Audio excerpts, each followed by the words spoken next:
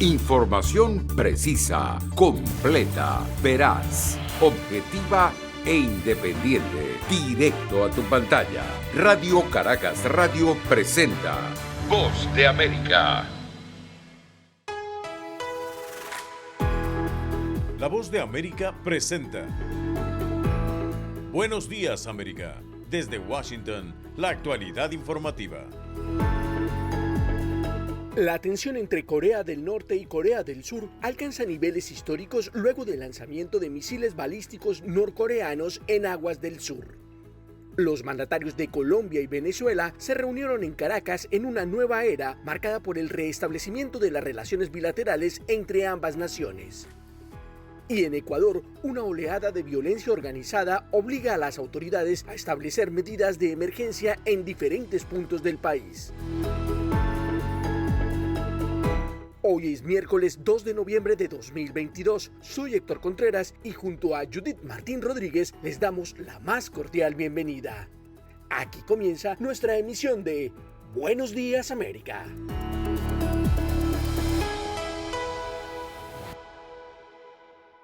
En un ensayo bélico sin precedentes, Corea del Norte disparó casi una veintena de misiles en diferentes direcciones y al menos 3 de ellos hacia territorio surcoreano, elevando así las tensiones ya existentes entre Pyongyang y Seúl, que ahora alcanzan niveles históricos. Por primera vez uno de los proyectiles cayó en aguas del sur. Según el ejército de Corea del Sur, el misil impactó a tan solo 57 kilómetros de la costa surcoreana. Este lanzamiento múltiple marca un antes y un después en la dinámica militar entre ambas naciones. Y es que hasta ahora ninguno de los numerosos misiles balísticos lanzados por la administración de Kim Jong-un había sido disparado hacia territorio de Corea del Sur. Y según el ministro surcoreano de Defensa, es la primera vez desde el final de la Guerra de Corea que un misil cruza la llamada línea límite norte, la frontera marítima que separa las aguas de ambos países. En respuesta y luego de los lanzamientos norcoreanos, el presidente de Corea del Sur, Yoon Suk-yeol, convocó una reunión de emergencia del Consejo de Seguridad Nacional y ordenó el lanzamiento de 3 cohetes al norte de la frontera marítima en una muestra de la capacidad y disposición de Corea del Sur para atacar al enemigo con precisión, según autoridades surcoreanas. Paralelamente, esta semana, unidades de Estados Unidos y de Corea del Sur comenzaron el conocido como Ejercicio de Tormenta Vigilante, un conjunto de maniobras de entrenamiento que, según afirman desde el Pentágono, mejorará la preparación para el combate y la interoperabilidad de todas las unidades involucradas. Judith Martín Rodríguez, Voz de América. En otra noticia, la Corte Suprema de Justicia de los Estados Unidos suspende temporalmente la publicación de las declaraciones de impuestos del expresidente Donald Trump. Carolina Valladares tiene el reporte. El Tribunal Supremo de los Estados Unidos ha decidido aceptar la petición del expresidente Donald Trump, quien pidió que no se entregara sus declaraciones de impuestos al Comité de la Cámara Baja del Congreso de los Estados Unidos de Medios y Arbitrios. De esta forma, ha sido el propio presidente del Tribunal Supremo, John Roberts, quien ha anunciado que bloquea temporalmente la entrega de estos documentos de la declaración de impuestos del expresidente Trump. ¿Qué significa ahora? Pues que ahora el Tribunal Supremo tiene que evaluar esta decisión de si se va o no en el futuro a entregar esos documentos. Y es importante mencionar porque el Comité de Medios y Arbitrios está en manos demócratas y desde 2019 llevan persiguiendo esos documentos porque están investigando si el expresidente Trump incurrió en posibles infracciones fiscales. Por ahora el expresidente gana tiempo en un momento muy importante porque ya hay elecciones legislativas, la Cámara Baja y sus comités están controlados por el Partido Demócrata, pero hay que saber qué pasaría si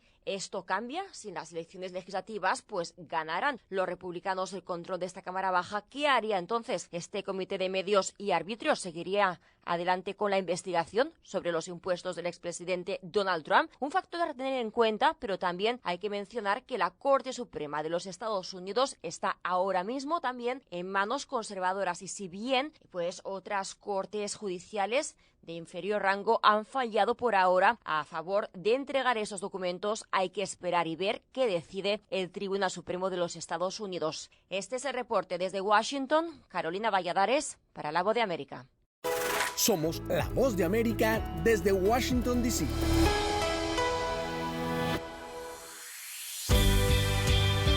Especial de La Voz de América, rumbo a las elecciones de medio término 2022. En esta nueva entrega, nuestro colega Anthony Belchi nos presenta a los diferentes candidatos hispanos que representan tanto al Partido Republicano como a la afiliación demócrata en los comicios de medio término. Para las elecciones del 8 de noviembre, ambas campañas cuentan con candidatos hispanos. En el Partido Republicano están convencidos de que muchos votantes de esa comunidad se identifican con los valores de la bancada roja. No queremos mantenernos en un lugar donde igual que llegamos, sino queremos mejorar y mejorar a la familia. Y los republicanos se han dado cuenta que sí, que eso es lo que buscan y se identifican con nosotros. En el Frente Republicano, la representante Mayra Flores opta a la reelección. Ya dio la sorpresa en verano, poniendo fin a casi un siglo de control demócrata en el sur de Texas. La exalcaldesa Lori Chávez de Remer se postula a un escaño por el oeste de Oregón, mientras que Michelle García Holmes y Alexis Martínez Johnson desafían a dos titulares demócratas en Nuevo México. Los demócratas también tienen varios candidatos latinos que sobre todo están llevando el tema migratorio como bandera en estas elecciones. Tenemos un gran número de porcentaje de nuestra población que todavía está indocumentada o con DACA. En el Frente Demócrata, Catherine Cortés Masto busca la reelección en Nevada y Maxwell Alejandro Frost, que es un afrocubano que aspira al Congreso y quiere terminar con el voto conservador de los cubanos en Florida. Se espera una contienda ajustadísima en Texas entre el representante demócrata Henry Cuellar y la republicana ultraconservadora Casey García. En Florida pasa un poco lo mismo entre la candidata demócrata Annette Taddeo, que busca arrebatar el escaño de la republicana María Elvira Salazar. Aunque los latinos representan aproximadamente el 19% de la población de Estados Unidos, un informe de Pew asegura que están profundamente subrepresentados en la política. Anthony Belchi, Voz de América, Miami. Era Anthony Belchi y mientras tanto en el estado fronterizo de Arizona, nuestra colega Paula Díaz nos relata la curiosa historia de Pedro Ávila, un barbero poblano que atiende a candidatos de ambos partidos políticos. En la silla de la barbería de Pedro Ávila, un migrante poblano, se cuentan cientos de historias. Entre sus clientes está el candidato republicano al Congreso de Estados Unidos, Juan Ciscomani, y el senador demócrata Mark Kelly. Siempre que siento a alguien en mi silla, es las preguntas obvias, ¿no? ¿Cómo estás? ¿Tu familia? ¿Qué haces? ¿A qué te dedicas? Fue así como conoció a Juan Ciscomani, el candidato republicano nacido en México que busca ser congresista de Estados Unidos por un distrito del sur de Arizona. Juan Ciscomani es un tipazo. Juan lo conocí hace como unos 8 años, 7 años. Y nada, me empezó a compartir que trabajaba para el gobernador, empezamos a hablar de asuntos. Por su silla también ha pasado el senador demócrata por Arizona, Mark Kelly. Mark vino en una ocasión, pasó en la puerta y obviamente no quería un haircut, pero quería un shave. Entonces, pues sí, le ofrecimos cortarle la barba, le gustó. Es linda persona también, o sea, es más callado que Juan, pero muy buena onda, muy tranquilo. Kelly enfrenta en la boleta electoral de este 8 de noviembre al republicano Blake Masters, que cuenta con el apoyo del expresidente Donald Trump. Paula Díaz, Voz de América, Arizona. Y como de costumbre, mañana les esperamos con este segmento y otros asuntos de interés. Las noticias continúan en Buenos Días América. Los presidentes de Colombia y Venezuela se reunieron para abordar diversos temas tras el restablecimiento de las relaciones bilaterales en agosto. Carolina Alcalde tiene el reporte. Los presidentes Gustavo Petro y Nicolás Maduro se reunieron en el Palacio de Miraflores en Caracas, donde abordaron diversos temas de cooperación bilateral que incluyeron aspectos de las relaciones comerciales, económicas y de seguridad fronteriza. El presidente Petro anunció que planteó el reingreso de Venezuela al Sistema Interamericano de Derechos Humanos y a la Comunidad Andina de Naciones, temas sobre los cuales, sin precisar más detalles, el mandatario venezolano aseguró haber sido muy receptivo. Y así será en el transcurso de las próximas semanas en relación a este interesante tema planteado por el presidente Gustavo Petro.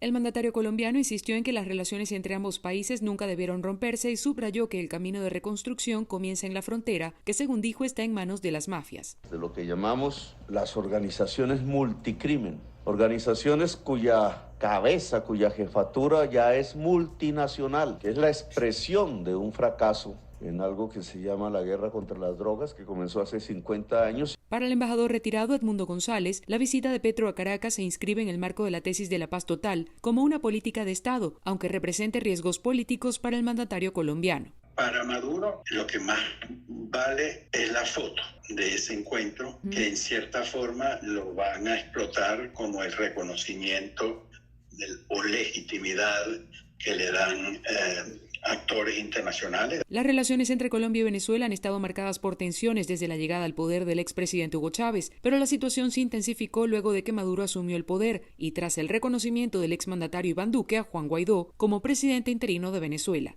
Carolina Alcalde, Voz de América, Caracas. Y siguiendo con la información, la reunión entre el presidente Gustavo Petro y su homólogo venezolano Nicolás Maduro generó diversidad de opiniones en Colombia. Manuel Arias Naranjo tiene los detalles. El inédito encuentro entre los mandatarios de Colombia y Venezuela luego del restablecimiento de las relaciones diplomáticas entre los dos países generó reacciones encontradas en Colombia. Para el analista internacional Mauricio Jaramillo, la reunión es positiva, tanto por los asuntos que se discutieron como por la posibilidad de que Venezuela reingrese a la política regional con la mediación de Colombia. Que se está hablando de la posibilidad de que Venezuela vuelva a los circuitos regionales. Es un poco el inicio de lo que podría ser la reactivación económica en Venezuela y además lo que podría ser también una nueva era de Venezuela en la política regional de la que estuvo excluida durante muchos años y puede ser la cuota inicial de una transición política en Venezuela. Sin embargo, el internacionalista Marcos Pekel pone en duda la verdadera intención de Nicolás Maduro para querer reingresar al sistema interamericano de derechos humanos. No vería por qué Venezuela va a querer ingresar de nuevo al sistema interamericano cuando realmente le tiene al presidente Maduro un prontuario largo de violaciones. Por su parte, la senadora de ultraderecha Paola Holguín criticó la reunión y señaló que Petro estaría legitimando la dictadura de Maduro, mientras que en Venezuela no se dé una transición democrática. Porque no tiene ningún sentido hablar de nuevas relaciones diplomáticas, de apertura, cuando de facto en la narcodictadura no ha cambiado nada. En la reunión se abordaron temas de seguridad, migración, comercio, medio ambiente, la reincorporación de Venezuela a la Comunidad Andina de Naciones y al Sistema Interamericano de Derechos Humanos. Manuel Arias Naranjo, Voz de América, Colombia. Y en tanto, bandas narcoterroristas siembran el terror en Ecuador con explosiones simultáneas de coches bombas y asesinatos a policías en diferentes puntos del país. Giselle Jacome tiene los detalles. La ciudad ecuatoriana de Esmeraldas, fronteriza con Colombia, continúa bajo la insoportable tensión de las bandas criminales que mantienen atemorizada a la población con explosiones de coches bomba, secuestros, incineraciones de vehículos y mensajes extorsivos para que los ciudadanos no abran sus negocios. Ever Araujo, propietario de un comercio en esta ciudad, lamentó la situación. Luchar contra esto, todos juntos, no esconderse, no atemorizarse porque eso los lleva a más y la ciudad se va a convertir en una ciudad fantasma. En Esmeraldas, los privados de libertad tomaron prisioneros a personal de seguridad mientras que solicitaron a la policía la no intervención en los ajustes de cuentas entre pandillas. Mientras en Guayaquil, la metrópoli más poblada del país, las bandas atacaron directamente a agentes policiales al colocar simultáneamente 9 artefactos explosivos, incluyendo coches bomba, cerca de estaciones policiales. Henry Herrera, jefe de la Zonal de Muertes Violentas, menciona: el mensaje está claro acá, hay un ataque directo a los compañeros policías. Dada la gravedad de la situación, el presidente Guillermo Lasso declaró el estado de excepción en estas dos ciudades, implementando toques de queda, y señaló que reforzarán los equipos de emergencia a fin de evitar escenarios similares. Las fuerzas del orden van a intensificar sus operativos para garantizar la seguridad de los ciudadanos de Guayas y Esmeraldas. Giselle Jacome, Voz de América, Quito. Por otra parte, autoridades guatemaltecas alertan a la población sobre los efectos potencialmente devastadores del ciclón Lisa a medida que avanza hacia Centroamérica. Eugenia Sagastume tiene los detalles. Guatemala está nuevamente en alerta ante la inminente llegada del fenómeno tropical Lisa, que se desplaza por el Océano Atlántico a una velocidad aproximada de 22 kilómetros por hora, con previsión de impactar Belice durante la jornada de hoy, y se anticipa que llegará a Guatemala en las primeras horas del jueves, según la información del Instituto Nacional de Meteorología, como explicó su director, Wilson García. Este fenómeno va a estar ingresando desde el Caribe, tocando un poco de tierra por medio de Izabal y luego directamente a Guatemala. Por lo tanto, los vientos sí es algo significativo que hay que tomar en cuenta. Por su parte, el secretario de la Coordinadora Nacional para la Reducción de Desastres, CONRED, Oscar Cosío, informó que se reunieron con gobernadores para trasladar los avisos de alerta y prevenir a la población. En base a la información que nos ha trasladado el INSIBUME, nos permite identificar 29 municipios con una probabilidad muy alta de precipitación, 116 con alta. Además, se advierte a la población por los fuertes vientos que el fenómeno tropical Lisa podría causar y sus potenciales consecuencias en los edificios, explicó Cosío. Este ciclón trae una variable diferente que son los vientos y entonces se recomienda a la población poder asegurar, máxime quienes tienen techo de lámina, poder asegurar sus techos. Esta recomendación se suma a la de prestar máxima atención ante posibles inundaciones, hundimientos y derrumbes provocados por la intensificación de las lluvias en las próximas horas. Eugenia Sagastume, Voz de América, Guatemala. Y ahora, en Buenos Días América, nos vamos a la sala de redacción de La Voz de América. Estamos de vuelta en Buenos Días América. Casi 100.000 haitianos huyeron por la creciente violencia entre bandas delictivas en la capital caribeña, según reveló un reciente informe de la Organización Internacional de las Migraciones. Esta es una actualización de nuestra sala de redacción. La cifra de desplazados por la violencia de las bandas delictivas en Puerto Príncipe, capital de Haití, se triplicó en los últimos 5 meses, de acuerdo con un informe publicado por la Organización Internacional para las Migraciones. Esta evaluación, realizada entre junio y agosto de 2022, registró a 113.000 personas desplazadas internamente en el país, de las cuales 96.000 se vieron obligadas a huir de la inseguridad de la capital, una situación insostenible definida por la violencia entre bandas y por la agitación social. Miles de hombres, mujeres y menores han tenido que irse de sus hogares a la búsqueda de refugio lejos de la violencia y la destrucción, declaró Ulkira Richardson, coordinadora residente de las Naciones Unidas en Haití. Las Naciones Unidas están trabajando muy fuertemente junto a los actores humanitarios, al gobierno y otras asociaciones locales con el objetivo de aliviar los sufrimientos que muchas de las familias más vulnerables están enfrentando, agregó. En tanto, Michael Solomon, director regional de la OIM para Centroamérica y el Caribe, señaló que esta colección de datos es una contribución clave para la respuesta humanitaria en Haití. La mencionada compilación brinda una mejor comprensión de la escala, el ámbito y los patrones del desplazamiento, lo cual es crucial para dar forma al planeamiento y a la implementación de respuestas basadas en evidencia. Desde hace poco más de un mes, pandillas armadas y organizadas bloquean la distribución de los combustibles en la nación caribeña, paralizando las actividades económicas mientras ponen en riesgo el funcionamiento de servicios básicos como los sanitarios o la potabilización del agua. Sala de redacción, Voz de América. En Buenos Días América, La Voz de América en Qatar. La selección de Japón será la primera en llegar a tierras cataríes y ya confirmó la lista de sus jugadores para el Mundial 2022. Los detalles con Nelson Viñoles.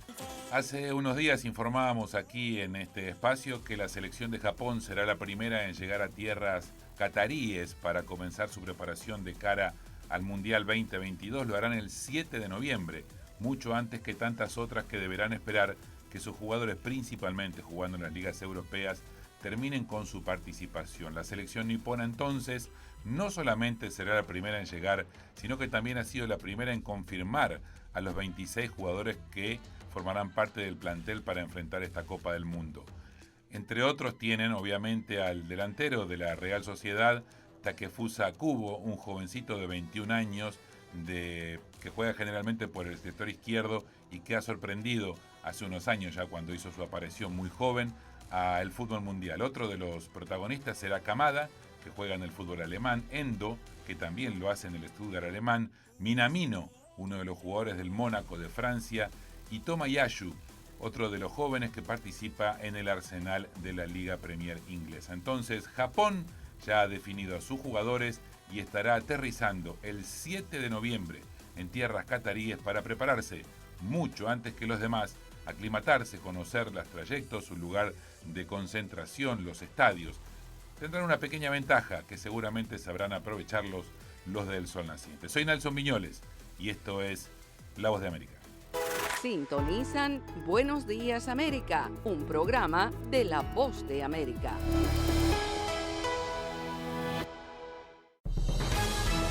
Momento deportivo en La Voz de América.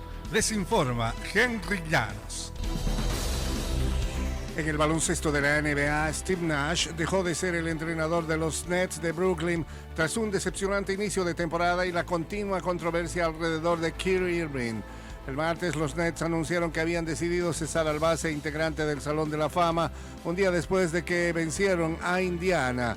Después de que Kevin Durant reconoció que lo quería fuera este verano, Nash inició la campaña, pero duró poco. Los Nets están otra vez metidos en problemas con malas jugadas en la cancha y malos encabezados en la prensa.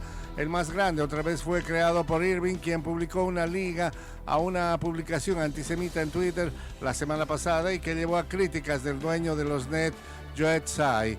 Desde que se convirtió en entrenador, Steve ha enfrentado un número de retos sin precedentes y estamos sinceramente agradecidos con su liderazgo, paciencia y humildad mientras estuvo a cargo, dijo el gerente general Sean Marks.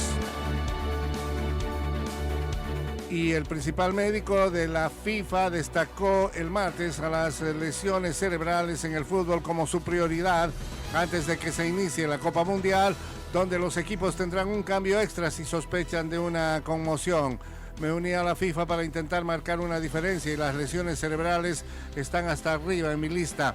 Esto es algo en lo que nos podemos enfocar, aseguró Andrew Massey, quien se unió al organismo rector del fútbol como director médico en el 2020 tras ser el principal doctor del Liverpool. Lo que hagamos en la Copa Mundial será evidencia en la base del fútbol. El torneo de Qatar será el primer mundial en que los equipos tendrán un suplente extra si sospechan de una conmoción cerebral. Henry Llanos, Voz de América, Washington. Lo nuevo en el mundo de la música es que la cantautora Taylor Swift anunció que en 2023 estará de gira por Estados Unidos por primera vez en 5 años. La gira llamada el Tour de las Eras Presente, Pasado y el potencial futuro de esta chica de 32 años también será realizada a escala global, cuyas presentaciones serán anunciadas próximamente. Hace poco la cantautora estrenó su 10º álbum de estudio, Midnights, y esta semana ocupa los primeros 10 lugares de las 100 calientes, comenzando por el tema titulado Antihéroe. Su gira de 2023 incluirá el nuevo álbum y será una retrospectiva de su prolífica carrera. Las fechas de los conciertos aquí en Estados Unidos abarcan de marzo a agosto de 2023 y se llevarán a cabo en o ciudades cerca de Boston, Nueva York, Los Ángeles y Chicago. El cineasta Tim Burton se adentra en el mundo sobrenatural de la familia Addams con la nueva serie Wednesday, el programa de Netflix, el cual se estrenará el 23 de noviembre, miércoles, se basa en Wednesday Addams, la consentida de la familia que ahora está en bachillerato y trata de aprovechar sus poderes psíquicos. Tim Burton, conocido por películas como Edward Scissorhands, dirige los primeros 4 de los 8 episodios de la nueva serie. Jenna Ortega interpreta a Wednesday. Catherine Zeta-Jones y Luis Guzmán son los padres de Wednesday, Morticia y Gómez Addams, mientras que Christina Ricci, quien interpretó a Wednesday en la década de 1990, hace el papel de la profesora Thornhill. Ricci trabajó anteriormente con Tim Burton en Sleepy Hollow junto a Johnny Depp, un colaborador frecuente de Tim Burton.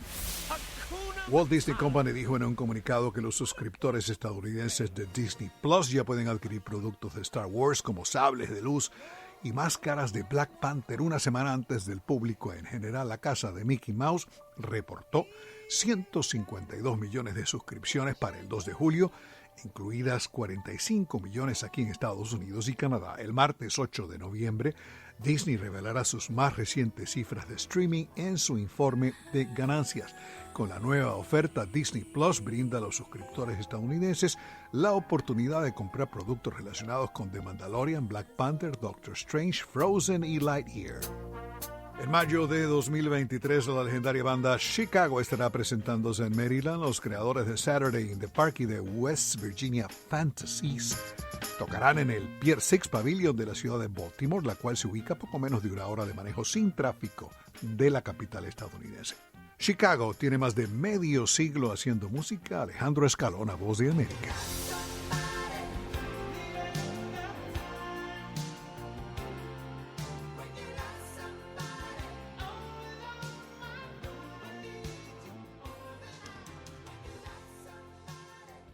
Información precisa, completa, veraz, objetiva e independiente. Directo a tu pantalla. Voz de América en RCR 750.